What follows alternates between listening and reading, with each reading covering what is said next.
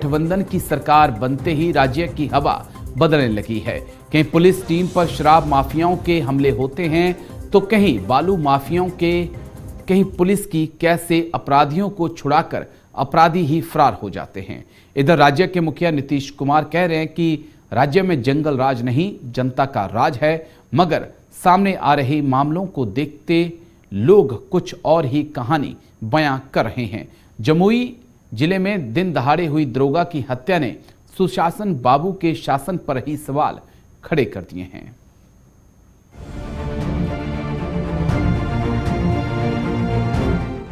बिहार में बालू माफियाओं की गुंडागर्दी के किस्से आम हो चले हैं। उनकी दबंगई के सामने पुलिस प्रशासन भी बेबस सी नजर आती है। इसकी एक और वानगी जमुई जिले में देखने को मिली। यहां अवैध रेत ढुलाई की चेकिंग के दौरान बालू माफियाओं ने दरोगा को ही ट्रैक्टर के तले कुचलकर मार डाला।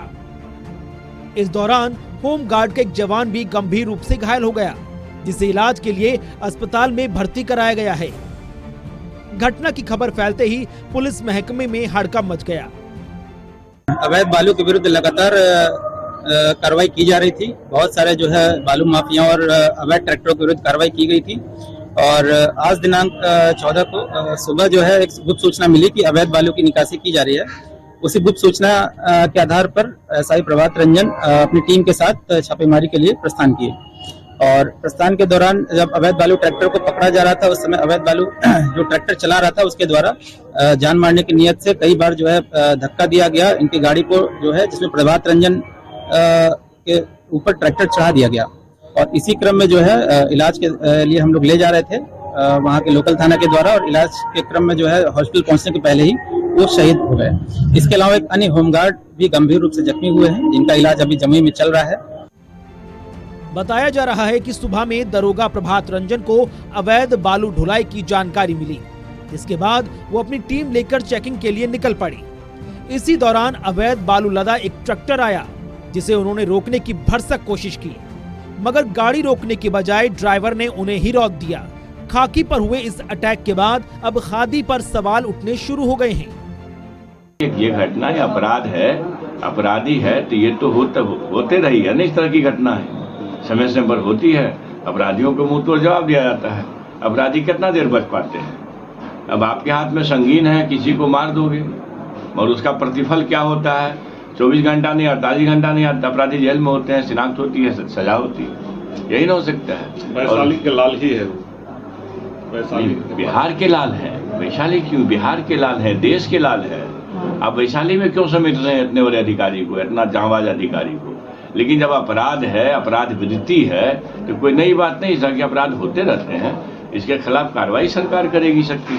लगातार हो रहे बिहार में इस तरह की अपराध की घटनाएं, कभी बालू माफिया, कभी शराब माफिया पुलिस वालों को की हत्याएं करती हैं, कभी किन्हीं की हत्याएं करती हैं, कभी व्यवसायियों की हत्या होती है, रोड पर गोली चलती है।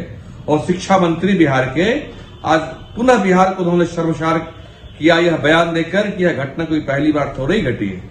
ऐसी सरकार को सत्ता में बने रहने का 1 मिनट का भी हक नहीं है, जो अपराधियों का संरक्षण दे, जो अपराध का संरक्षक हो।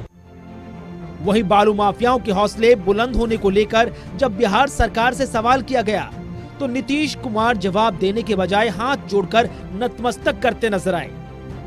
तो क्या यह मान लिया जाए कि नीतीश कुमार ने माफियाओं के सामने सरेंडर कर दिया है? बालू माफियाओं पर जिस तरह से सरकार पूरी निगाह बना करके वैसे लोगों को, वैसे तत्वों पर कार्रवाई कर रही है जो इस तरह के मामलों में लिप्त रहे हैं, और उन पर कार्रवाई के बाद ही बौखलाहट में, बेचैनी में बालू माफिया इस तरह की बातें कर रहे हैं। लेकिन सरकार के स्तर से चाहे कोई कितना भी बड़ा रसूखदार क्यों ना हो, चाहे कितना ही उसका पहुंच क्यों ना हो, उन लोगों को सरकार बख्शने नहीं जा रही है। उन पर कार्रवाई होगी। इस मामले में जमुई जिला प्रशासन पूरी तरह से सक्रिय है और पूरी सक्रियता के साथ जमुई के एसपी इस मामले को देख रहे हैं। सुशासन बाबू के नाम से सरकार चलाने वाले नीतीश कुमार की सरकार माफियाओं के सामने घुटने टेकती नजर आ रही है। ये पहला मौका नहीं जब बालू माफियाओं ने सीधे सीधे प्रशासन और कानून व्यवस्था को चुनौती देते हुए कुचलने की कोशिश की है। आए दिन बालू माफियाओं की दबंगई और गुंडागर्दी के मामले सामने आते रहते हैं, मगर सरकार है कि इनके सामने बेबस होती नजर आती है। Bureau report.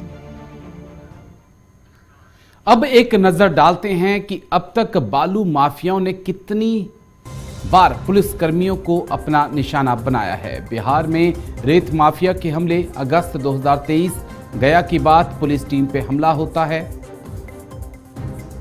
जुलाई 2023 नवादा की बात सब इंस्पेक्टर को रौंद दिया जाता है।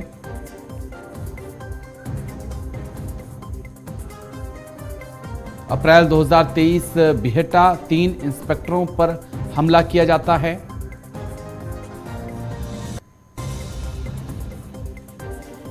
फरवरी 2023 इंस्पेक्टर को जिंदा जलाने की कोशिश की जाती है।